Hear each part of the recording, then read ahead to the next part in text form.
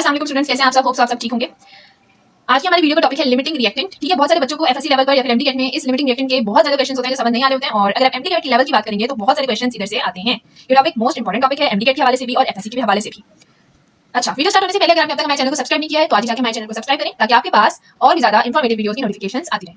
अब हम समझते हैं कि लिमिटिंग रिएक्टेंट होता क्या है। अगर मैं आपको एक मिसाल से समझाऊं, नॉर्मल हमारी डेली जिंदगी की जो मिसाल होती है, अगर हमें चाय बनानी है, ठीक है, अब हमें चाय बनानी है, उसके लिए हमें क्या चाहिए? हमें चाहिए मिल्क, टी और शुगर।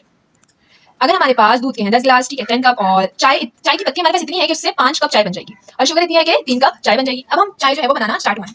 जब हम चाय स्टार्ट होंगे बनाना तो ये जो है वो हम इसमें से एक ले लेंगे, ठीक है, इसमें से ले लेंगे और इसमें से ले लेंगे, हमारे पास 1 कप चाय बन जाएगी।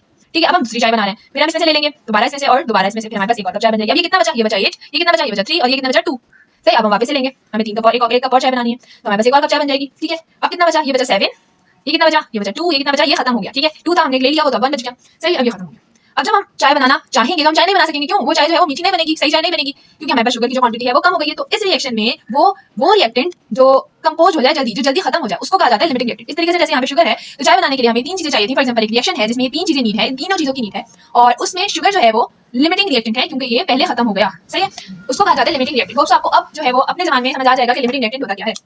अब मैं आपको इसकी डेफिनेशन बताती हूँ। The reactant which is entirely consumed first during chemical reaction is called limiting reactant और लिमिटिंग रिएजेंट। वो रिएक्टेंट जो एंटायरली सबसे पहले कंज्यूम हो जाए first during the chemical reaction, एक केमिकल रिएक्शन के दौरान, उसको कहा जाता है लिमिटिंग रिएक्टेंट या फिर लिमिटिंग रिएजेंट।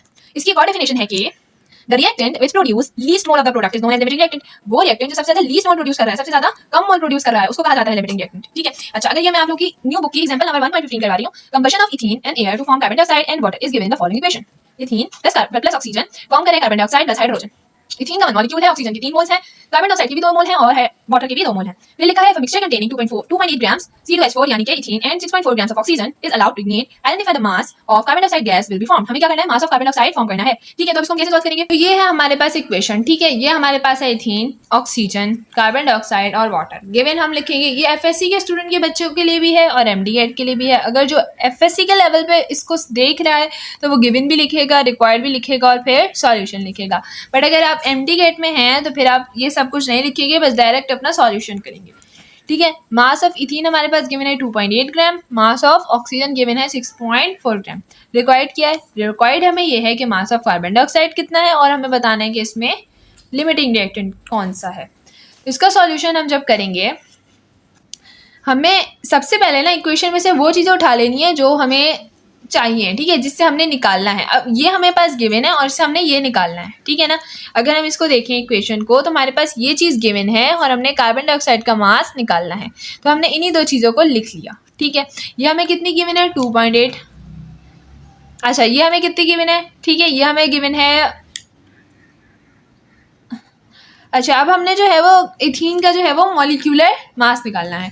तो इथीन का मॉलिक्यूलर मास अगर हम निकालें, सॉल्व करें, तो वो होगा C2H4 यानी कि 2 × 12 प्लस 4 × 1, तो ये आ जाएगा 28।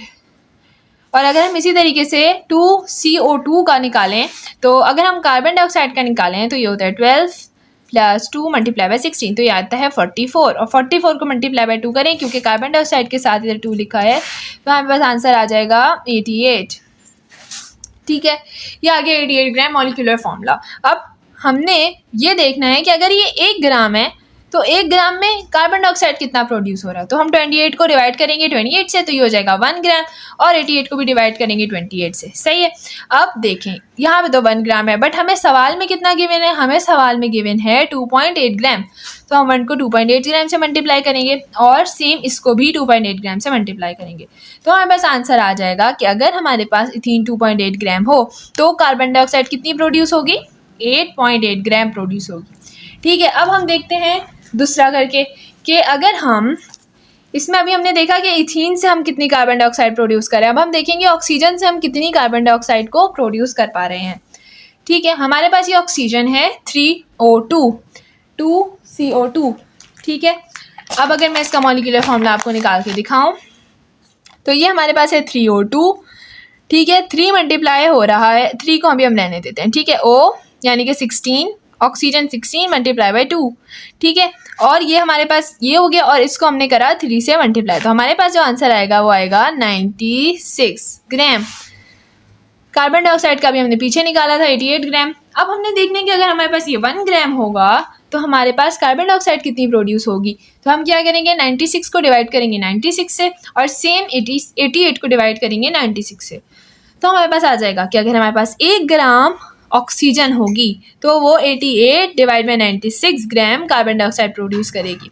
बट अगर हम क्वेश्चन में देखें तो क्वेश्चन में हमें कितनी गिवन थी, क्वेश्चन में हमें गिवन था मास ऑफ ऑक्सीजन 6.4। तो हमने क्या किया, 1 मल्टीप्लाई बाई 6.4, ठीक है, इसको भी as it is same multiply कर दिया। तो हमारे पास आया कि अगर 6.4 ग्राम हमारे पास जो है वो ऑक्सीजन होगी तो 5.86 ग्राम हमारे पास कार्बन डाइऑक्साइड प्रोड्यूस करेगी। तो अगर हम इन दोनों की जो है वो शॉर्ट, अगर हम इन दोनों की समरी लिखें तो the above equation shows that 2.8 grams of ethane will produce 88 gram of carbon dioxide. और अगर हम इसको देखें तो the above equation shows that 6.4 grams of oxygen produce 5.86 grams of carbon dioxide.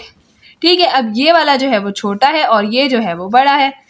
ठीक है, ये जो है वो छोटा है, तो हमारे पास लिमिटिंग रिएक्टेंट क्या हुआ, ये हुआ।